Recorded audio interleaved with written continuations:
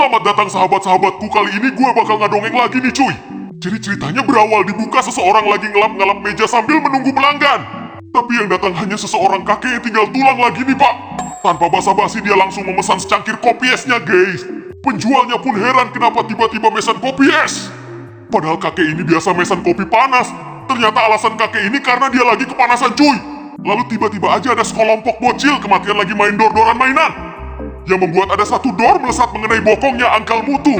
Uncle Mutu pun langsung menceramahi para kelompok bocil tersebut, yang membuat kelompok tersebut hilaf dengan kelakuan mereka. Saat mau pergi tiba-tiba aja mereka dipanggil lagi nih. Tapi dipanggilnya nggak jadi, malah disuruh pulang.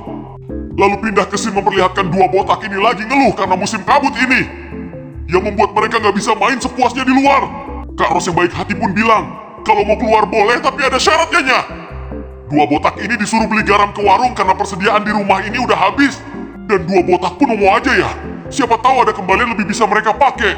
Dan di jalan pun mereka ketemu sama kakek tulang yang mau ke warung juga buat beli masker.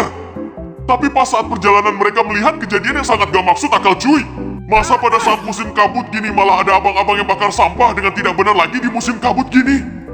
Abang Jenggot pun kena ceramah dengan kakek tulang ini guys. Abis gitu setelah udah berbelanja ke warung mereka lagi melihat hal yang gak masuk akal lagi. Ternyata seorang penjual UMKM lagi kesusahan bertengkar dengan masakannya guys. Alhamdulillah pun terjadi, trio ini pun segera menyelamatkan paman UMKM ini guys. Malam pun tiba dua botak ini ngeceritain aksi heroiknya mereka tadi cuy, yang menyelamatkan seorang paman penjual UMKM yang lagi kesusahan. Mbak Ros yang lagi iri gak percaya dengan cerita mereka yang terlalu di anime kan? Mereka pun terus berdebat sampai dua botak kalah dan memutuskan untuk mending tidur aja. Tiba-tiba aja berita TV pun muncul bahwa kalau musim kabut gini, sekolah akan diliburkan. Mbak Ros pun kesenangan karena kata dia akhirnya bisa turu seharian. Dua kembar langsung kepo ada hal apa yang membuat Mbak Ros ini kegirangan. Dia pun menjawab gak ada apa-apa kok. Dua kembar ini pun langsung bad mood karena gak dikasih tahu.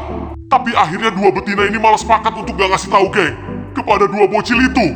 Pagi pun tiba. Dua bocil teriak panik karena kesiangan yang membuat mereka akan telat sekolah. Tapi kepanikannya mereka pun diredam yang akhirnya Kak Ros pun ngasih tahu kalau sekolah akan libur. Mereka pun diajak makan dulu. Dan Upin si cerdas pun bilang sekolah libur tapi rumah pun tertutup rapat juga. Hal itu pun karena mereka gak boleh main keluar dan disuruh main full di rumah aja. Tapi main di rumah aja gak bakalan enak. Mereka malah bakal disuruh angkat-angkat. Dan disuruh nyapu-menyapu. Dan bahkan disuruh bantu melipat-lipat baju cuy, yang membuat mereka kecapekan dan stres guys. Dan mereka jujur kalau gini mending sekolah aja. Dan tiba-tiba seseorang abang Slay pun datang untuk ngantar baju. Meskipun Slay gini, abang ini udah seseorang financial freedom. Meskipun begitu dia harus tetap terus bekerja biar tambah financial freedomnya.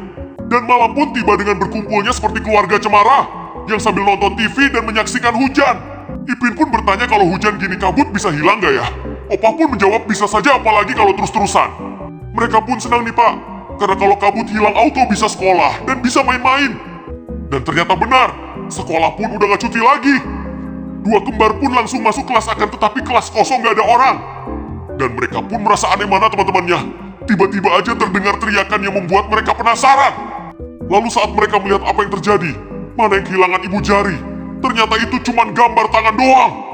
Mereka pun para geng masker pun heran kenapa gambarnya kok bisa luntur. Rambut mangkuk yang otak cerdas pun mempunyai ide buat gambar ulang dengan krayon guys.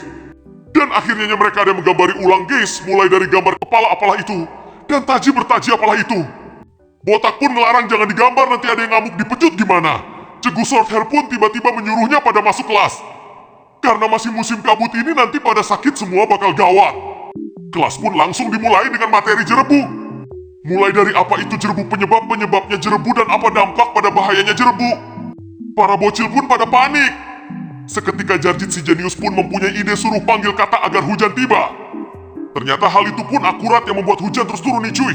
Yang membuat kabut pun hilang seketika. Para bocil pun sudah bebas dengan tidak adanya kabut ini. Mereka bisa main sepuasnya. Saking puas kecerdasan Jarjit yang udah manggil hujan melalui kata pun kena band, kepalanya kebentur sampai membuat gempa bumi. Dan membuat kedua gadis kabur terkentut-kentut. Jarjit yang udah kena oleng-oleng dirinya pun memutuskan untuk pulang aja. Sedangkan orang yang bernama Esan anak pewaris mengajak kawannya untuk ke warkop buat nongkrong-nongkrong aja. Mereka auto sepakat, siapa juga gak mau menerima makan gratis loh ya. Saking senangnya Upin pun menghirup-hirup sampai menghirup bokong sapi yang katanya harum. Upin pun auto malu sambil nahan kencing gak tuh. Lalu mereka pun setelah sampai melihat-lihat dulu sekitar warkop ini. Kayaknya nggak sehat kalau ada asap-asap gini yang membuat kabut akan datang. Akhirnya mereka nggak jadi buat nongkrong di sini dan akan nongki ke tempat temannya aja. Dongeng pun habis. Berakhir haha.